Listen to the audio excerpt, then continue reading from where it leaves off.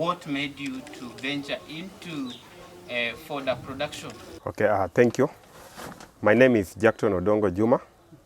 I come from Siaya County, Game Sub-County, and Yala Township sub-location. I was driven into fodder production by two things. Number one, to fill the gap that existed in dairy production, that is the fodder.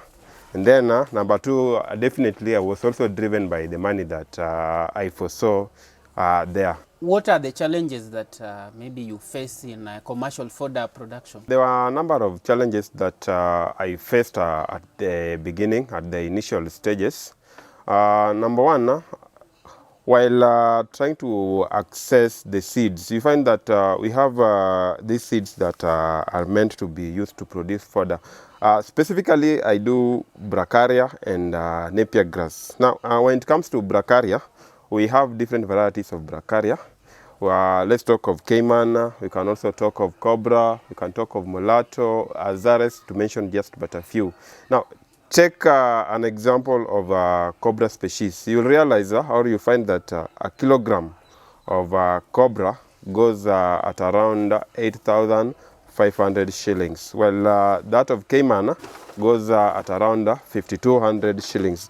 And then we have Mulatto that goes at 3,800 Kenya shillings per kilogram. So just look at the costs. Then if you have like 1 acre, you'll need like 1 kilogram.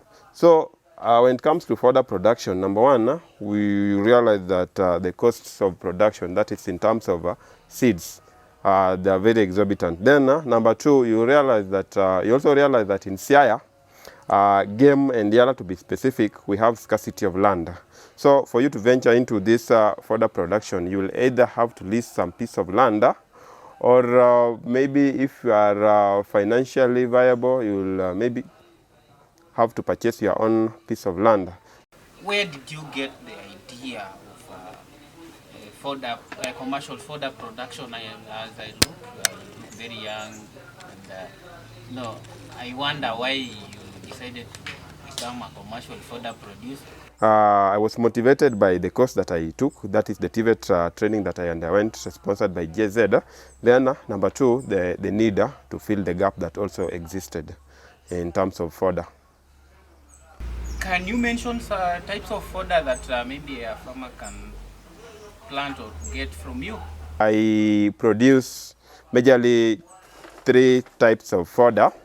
Number one, I produce bracharia. Then number two, I produce potato vines. And number three, I produce napier grass. That is for commercial purposes and for my own consumption. That is, I also feed my animals with them. Do you sustain your customers? I don't sustain my customers. I have, at times I have lots of orders, but then this depends on the season.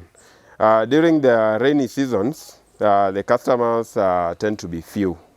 But then during the dry seasons, when farmers lack the fodder, I really don't satisfy their needs. So at such a point, I also tend to be a broker. I take some fodder from other youths whom I know and resell them to farmers, my farmers, of course, at some increased price, though little.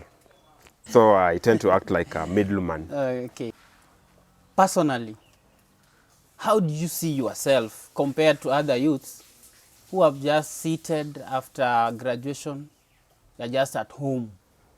Where are you after engaging or involving yourself in commercial fodder production? Now, while answering that question, I'll maybe divert and give some comment.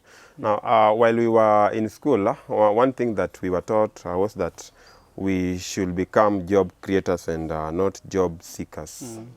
So some of us, though I might not be there, but then those individuals who immediately after school decided to venture into their own things, maybe fodder production or maybe other agricultural value chains, I can say they are better off compared to those individuals who just sat there and waiting for, maybe busy looking for jobs.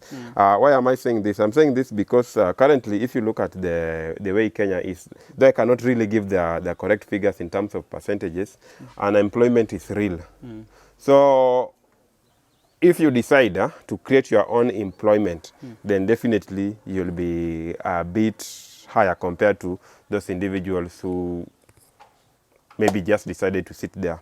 So if I compare myself, now that I have decided to venture into fodder production, and I also offer consultancy services, by the way, on matters fodder, I'll definitely say that I'm not, I will not disclose the figures. I'll definitely say that I'm better off compared to those who just sit. So maybe what advice can you give to youths? Now, my piece of advice that I can give to youths is that don't just sit there. Get out, go sweat, nothing comes easy. Venture into what you learned, put it into practice, and definitely you'll have to succeed. Yes. So maybe how can we reach out to you? Anyone who is interested in reaching me, you could get to me via my phone number, which is 0711 158 873. You can call that number. I'll respond to the calls. And you can also reach me via my mail, which is jujackton@gmail.com. Now, the spelling of Jujackton is JUJACKTO, then N. JUJACKTON @gmail.com.